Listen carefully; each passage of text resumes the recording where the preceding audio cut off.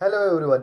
आपको पता ही है कि हमारा सिक्स क्लास का फर्स्ट चैप्टर चल रहा है जिसका नाम है natural resources air water and land. क्या नाम है? Natural resources air water and land. इसमें हमने अब तक क्या देख लिया था? एयर के बारे में इंफॉर्मेशन देख ली थी। मेनली हमने क्या देखा था? एटमॉस्फेयर के बारे में देखा था।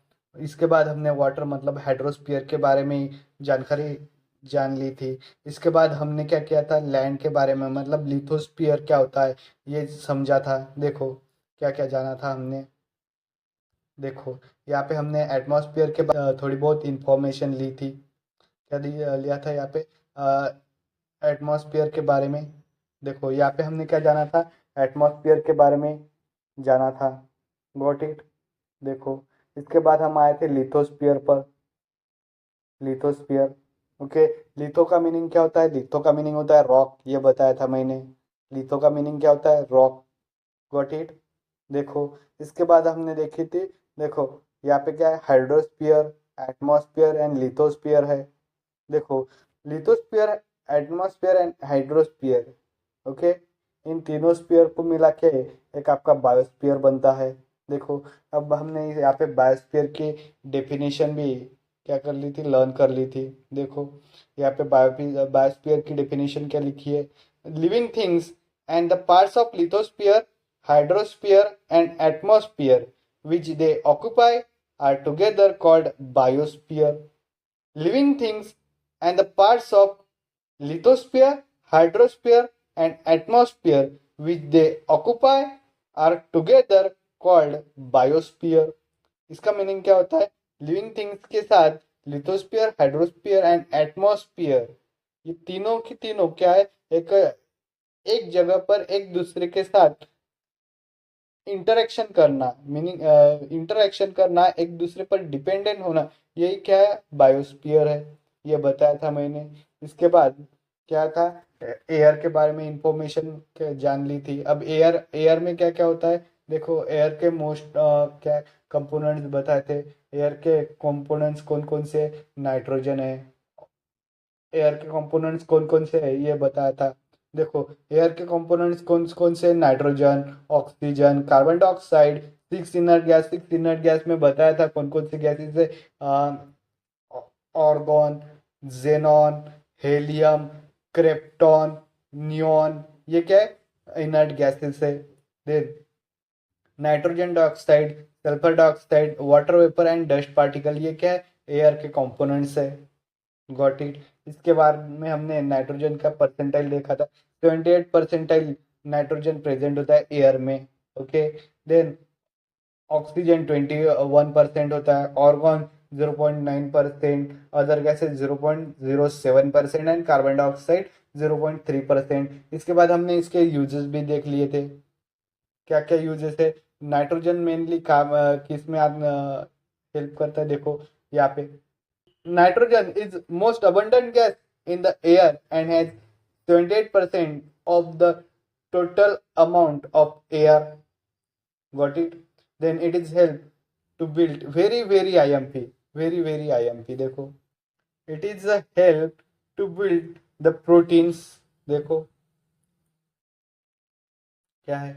It is help to build proteins in living things and it is useful for production of ammonia. Okay, it is very IMP. then gas is used. Okay, यहाँ पे is use चाहिए। Okay, nitrogen gas is used in airtight food packaging. Got it? Then oxygen is the second largest gas in the air, contains 21 IMP। 21 क्या है? IMP है। 21 of the total air. Oxygen is held in respiration and combustion. Carbon dioxide contains 0.03% of the total air. It is the very important gas for living things because it helps to photosynthesis. Photosynthesis, the process in plant. It is also used in fire extinguisher. ये हमने कल देख लिया था mainly. देखो अब हम चलते हैं न्यू टॉपिक पे। देखो यहाँ पे आपको क्या दिख रहा है? यहाँ पे आपको दिख रहा है फैक्ट्रीज है। और ये फैक्ट्री क्या कर रही है, अपना देखो फैक्ट्री है, और ये फैक्ट्री क्या कर रही है, गुब्बारा, एक धुएं का गुब्बारा निकल रहा है फैक्ट्री से। क्या निकल रहा है, धुएं का गुब्बारा, और ये धुएं का गुब्बारा कहाँ पे जा रहा है, एयर में जा रहा है। ओके, ये क्या है, एयर पोल्यूशन है, एयर पोल्यूशन, एयर पोल्यूशन। अब इसमें कौन कौन से पोल्यूटेंट्स है मेनली, तो इसमें क्या होता है, नाइट्रोजन डाइऑक्साइड होता है, nitrogen dioxide, NO NO2, nitrogen dioxide. इसके बाद सल्फर डाइऑक्साइड, सल्फर डाइऑक्साइड होता है इसमें। इसके अलावा carbon dioxide, CO2 and carbon monoxide, ये क्या है, पोल्यूटेंट गैस है, एयर पोल्यूटेंट, पोल्यूशन करने वाली एयर पोल्यूटेंट्स है। क्या है, एयर पोल्यूटेंट्स। देखो यहाँ पे देखो, ये क्या दिख रही है, ये चिमनीज है। क्या है, चिमनी बोलते हैं, बोला जाता है ये चिमनीज, चिमनीज। ओके, ये चिमनीज से क्या निकल रहा है, गैस निकल रहा है। ओके, केमिकल निकल रहा है। गॉट इट, ये क्या है, पोल्यूटेंट गैस है। ओके, और ये क्या करता है, मेनली जो इंसान होते हैं या फिर जो भी एनिमल्स होते हैं उन्हें क्या करता है, रेस्पिरेटरी डिसीजेस कॉज करता है, रेस्पिरेटरी डिसीज। गॉट इट, इससे क्या होता है, रेस्पिरेटरी डिसीजेस हो जाते हैं, लाइक दैट अस्थमा।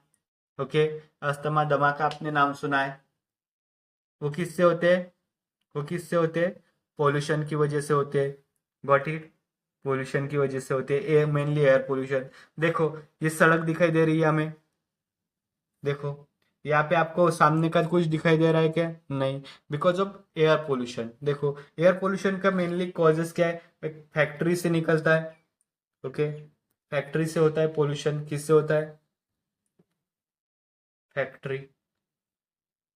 इसके अलावा एयर पोल्यूशन किससे होता है, व्हीकल से होता है, व्हीकल।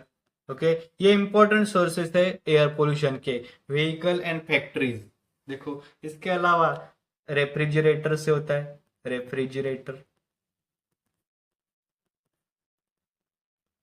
रेटर, इनसे क्या होता है, एयर पोल्यूशन होता है। क्या होता है, air pollution, air pollution.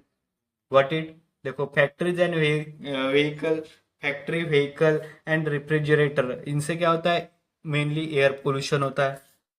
Air pollution की डेफिनेशन दी है, agencies and factories produce harmful chemicals or smoke. This smoke directly mixes with atmosphere, disturbing the balance between the constituents of air. This is called air pollution. Agencies and factories produce harmful chemical. देखो क्या लिखा है, agency, agency and factories produce harmful chemicals. अब वो harmful chemicals कौन सा होता है, हार्मफुल केमिकल्स मेनली गैसेस होते हैं। कौन कौन से गैसेस होते हैं, CO2 कार्बन डाइऑक्साइड हो गया, N2O मतलब नाइट्रोजन डाइऑक्साइड हो गया, सल्फर डाइऑक्साइड हो गया, SO2। ये क्या है, केमिकल्स है। देखो agencies and factories produce harmful chemicals और smoke, this smoke directly mix with atmosphere. देखो ये क्या करते हैं, जो मेनली फैक्ट्रीज एंड एजेंसी होती है उनसे केमिकल्स निकलते हैं, हार्मफुल केमिकल्स, हार्मफुल केमिकल्स निकलते हैं, और वो क्या कहाँ पर जाते हैं, डायरेक्टली एटमोस्फियर में क्या हो जाता है, मिक्स हो जाते हैं। गॉट इट, इसकी वजह से क्या हो जाता है, डिस्टर्ब द बैलेंस। देखो एटमोस्फियर में इसकी वजह से एयर का बैलेंस जो होता है वो डिस्टर्ब हो जाता है। गॉट इट, एयर का बैलेंस क्या हो जाता है, डिस्टर्ब हो जाता है। इसकी, इसी को हम क्या बोलते हैं, एयर पोल्यूशन बोलते हैं। देखो disturbing the balance between constituent of air, मतलब यहाँ पे क्या हो रहा है, क्या हो रहा है, disturbing the balance between the constituents of air, मतलब एयर में जो कंपोनेंट्स है, कॉन्स्टिट्यूएंट्स है, उसमें बैलेंस क्या हो रहा है, बिगड़ रहा है। गॉट इट, इसी को हम क्या बोलेंगे, पोल्यूशन बोलेंगे। देखो some harmful chemicals are given below. कुछ हार्मफुल केमिकल्स देखो, carbon dioxide, carbon monoxide. Carbon dioxide का फॉर्मूला CO2, सल्फर डाइऑक्साइड का फॉर्मूला है SO2, नाइट्रोजन डाइऑक्साइड का फॉर्मूला है NO2। Got it. देखो ये डेफिनेशन IMP है, लर्न करनी है। The agencies and factories produce harmful chemical और smoke, this smoke directly mix with the atmosphere, disturbing the balance between the constituent of air. This is called air pollution. The some harmful chemicals are given below: carbon dioxide, carbon monoxide, sulfur dioxide and nitrogen dioxide. समझ में आया? समझ में आया? समझ में आया? देखो यहाँ पे देखो क्या होता है, जब भी क्या होता है एयर पोल्यूशन होता है, क्या होगा देखो, जो भी हम क्या यूज करते हैं, व्हीकल यूज करते हैं, रेफ्रिजरेटर्स यूज करते हैं, या फिर जो भी हम एयर पोल्यूशन करते हैं, तो एयर पोल्यूशन में जो हम पोल्यूशन करते हैं वो पोल्यूटेंट्स, एयर पोल्यूटेंट्स जो होते हैं, जैसे कि आपका हो गया कार्बन डाइऑक्साइड हो गया, इसके अलावा नाइट्रोजन डाइऑक्साइड, सल्फर डाइऑक्साइड, और एक मोस्टली इंपॉर्टेंट है रेफ्रिजरेटर से निकलने वाला CFC, क्लोरोफ्लोरोकार्बन, CFC गैस। अब ये क्या करता है, ये जो भी हम क्या करते हैं एयर पोल्यूशन करते हैं, वो सब कुछ कहाँ पे जाता है, एयर में चला जाता है। अब एयर में आपको पता है कि एटमॉस्फेरिक लेयर है, तो उस एटमॉस्फेरिक लेयर में क्या है, एक लेयर्स है जिसका नाम है ozone layer. Got it. Stratosphere में अगर आप देखते हो, स्ट्रेटोस्फियर में तो आपको दिखाई देती है एक ओजोन लेयर। Got it. अब ओजोन लेयर में होता क्या है कि ओजोन लेयर क्या करती है, यहाँ पे देखो, यहाँ पे डायग्राम में देखो, ओजोन लेयर ये आपको दिखाई दे रही है, देखो ये ओजोन लेयर है। अब ये ओजोन लेयर क्या करती है, अर्थ को प्रोटेक्ट करने का काम करती है।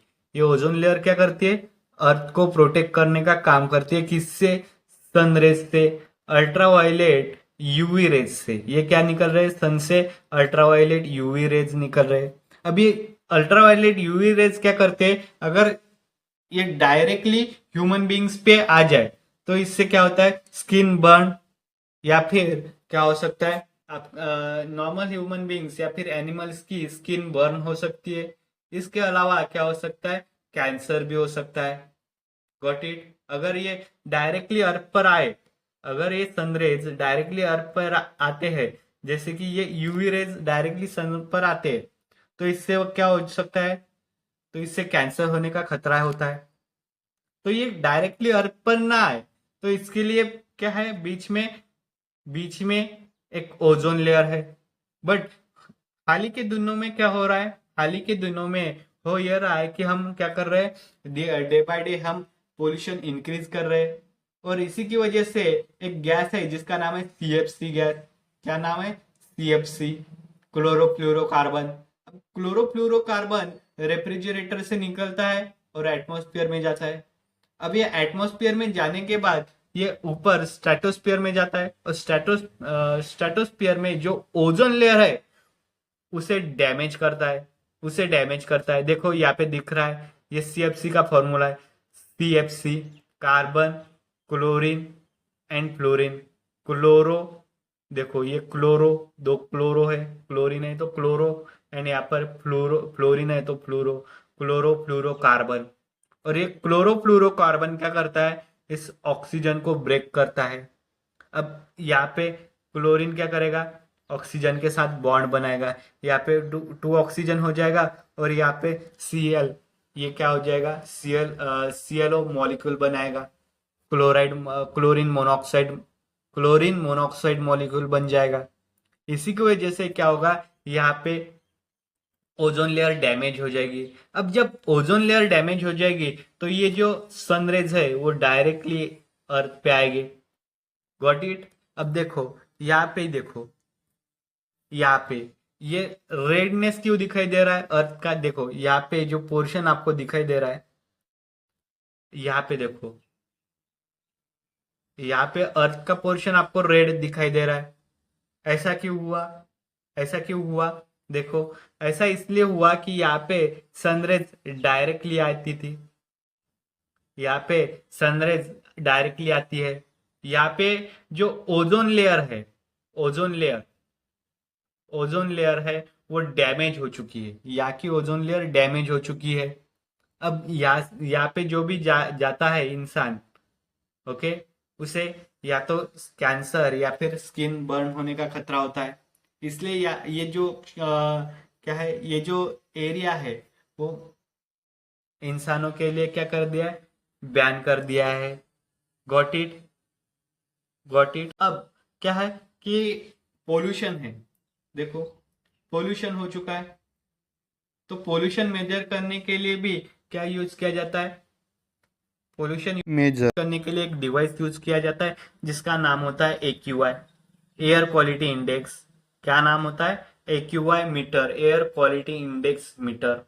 देखो यहाँ पे आपको एयर क्वालिटी दिख रही है, देखो ये डिवाइस है, ये किसके लिए यूज किया जाता है, एयर की क्वालिटी मेजर करने के लिए, मतलब एयर पोल्यूशन है या नहीं है, इसके लिए यूज किया जाता है। देखो, देखो ये यहाँ पे एरिया दिया है, सफर लोधी रोड। सफर लोधी रोड ये कहाँ पे, दिल्ली में सफ्दरजंग इलाका है। ओके, दिल्ली में सफ्दरजंग इलाका है, ये वहाँ का AQI दिखा रहा है।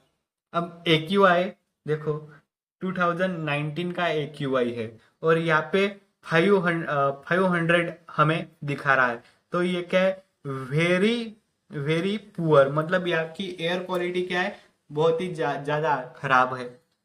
देखो, देखो ये नॉर्मल AQI जो घर में यूज किया जाता है, ये AQI मीटर, ये नॉर्मल AQI मीटर है जो कि घर में यूज किया जाता है।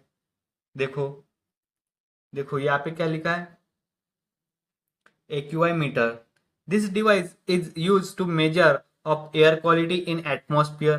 देखो ये जो डिवाइस है, देखो ये क्या है, AQI मीटर है, AQI मीटर, AQI मीटर।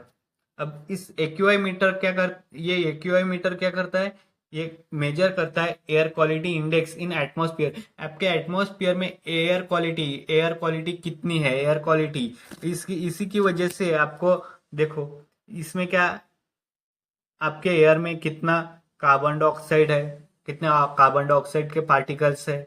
इसके अलावा आपके एटमॉस्फेयर में कितनी डस्ट है, डस्ट मेजर करता है। इसके अलावा आपके एटमॉस्फेयर में कितना अल्डिहाइड है, CH, देखो यहाँ पे दिख रहा है, ये कितना अल्डिहाइड ग्रुप है, कितना PM मतलब पार्टिकल्स। देखो यहाँ पे क्या बता रहा है, पार्टिकल, डस्ट पार्टिकल्स कितने प्रेजेंट है, यहाँ पे आपको कार्बन डाइऑक्साइड दिखा रहा है। Got it. देखो यहाँ पे अगर AQI क्या है, 100 है, 100 से नीचे है, अगर AQI 100 से नीचे है तो उसे नॉर्मल रेंज माना जाता है। अगर AQI 100 से 100 to 200 के बीच में है तो वो मॉडरेट AQI माना जाता है। अगर सपोज AQI 200 प्लस है तो ये पुअर, और अगर अगर 300 प्लस है तो वेरी पुअर कैटेगरी में आता है, वेरी पुअर कैटेगरी। अब वेरी पुअर कैटेगरी में जो लोग रहते हैं, जहाँ पर AQI 300 प्लस है, तो वहाँ पर लोगों को अलग अलग डिसीज हो सकते हैं, जैसे कि अस्थमा हो गया, एम्फाइसीमा, ये ऐसे डिसीज, अस्थमा, एम्फाइसीमा, ये क्या है, रेस्पिरेटरी डिसीजेस है। तो ये एयर पोल्यूशन की वजह से रेस्पिरेटरी डिसीज हो सकते हैं। Got it. देखो,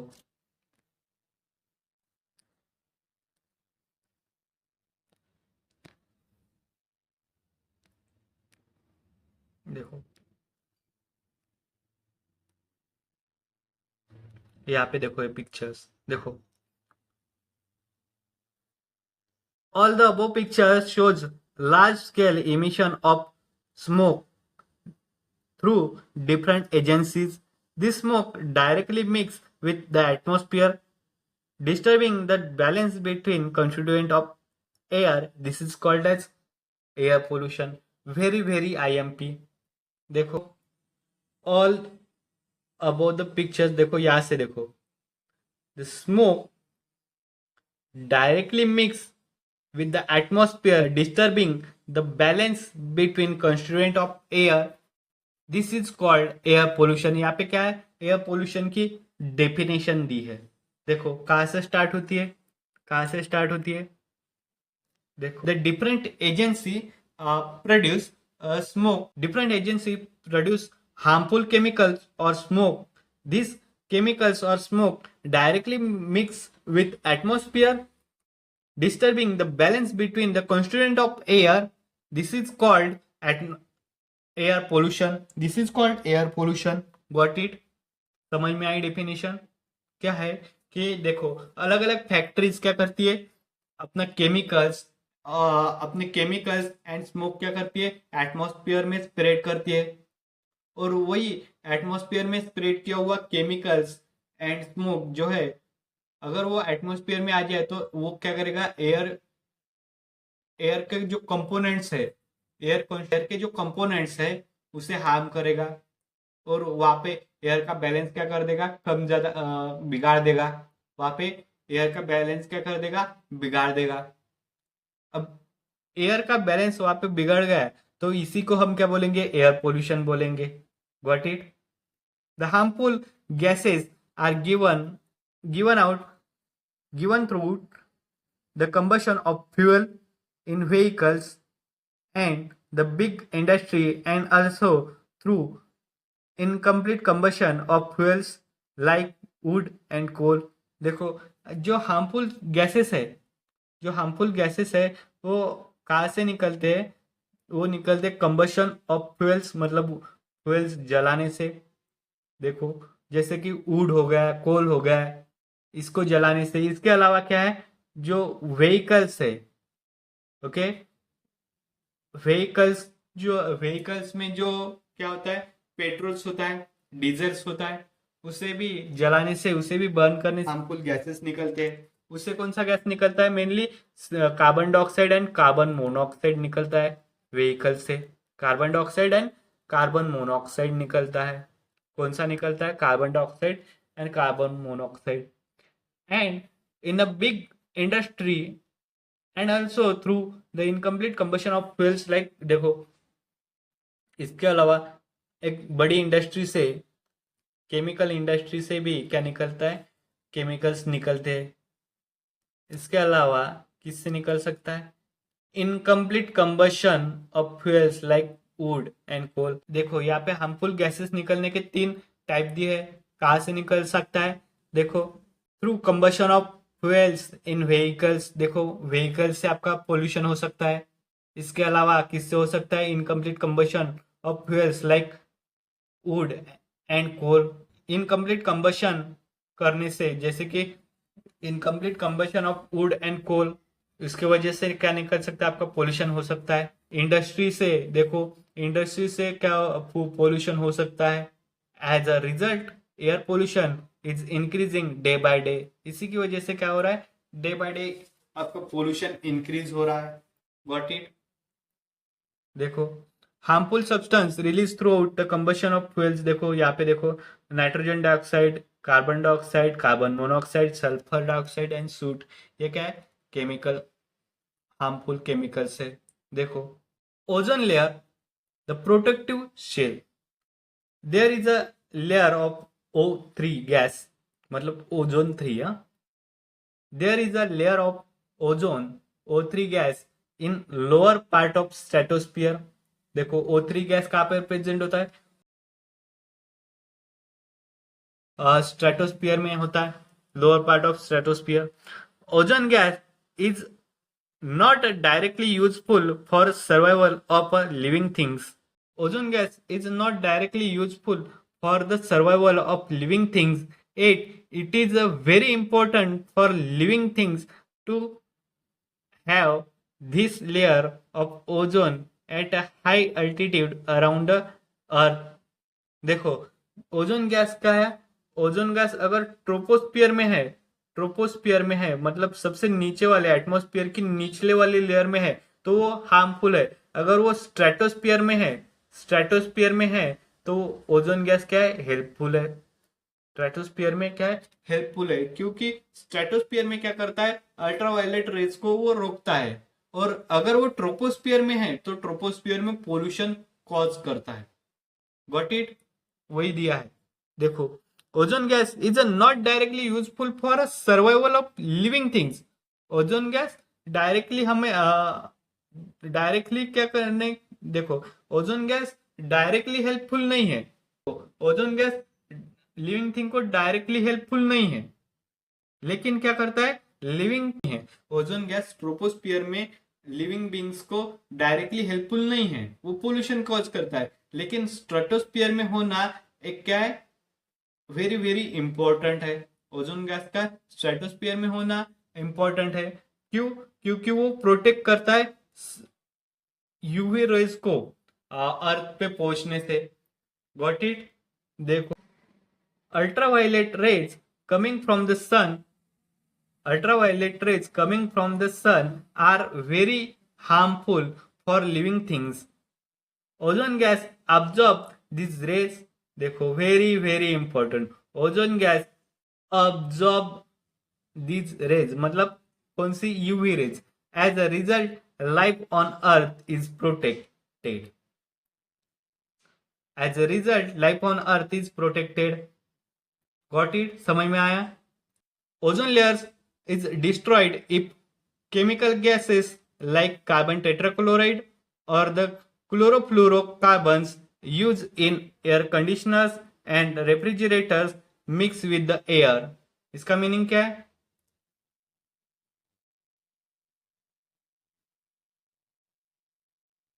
इसका मीनिंग ये है कि क्या, कार्बन टेट्राक्लोराइड और क्लोरोफ्लोरोकार्बन, मतलब क्या है, सीएफसी, क्या करता है, कार्बन टेट्राक्लोराइड और क्लोरोफ्लोरोकार्बन क्या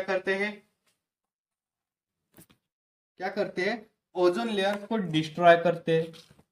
देखो, ozone layer destroyed chemical gases, मतलब ओजोन लेयर को डिस्ट्रॉय करने वाले यहाँ पे केमिकल गैसेस दिए, carbon tetrachloride and chlorofluorocarbon. Got it. देखो,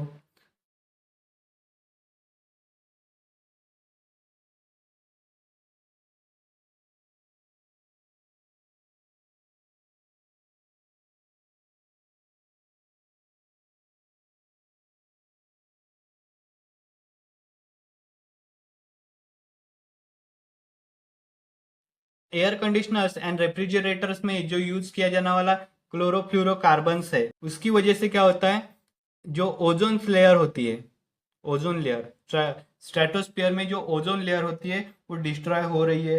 ये कहना है इस लाइन का। देखो,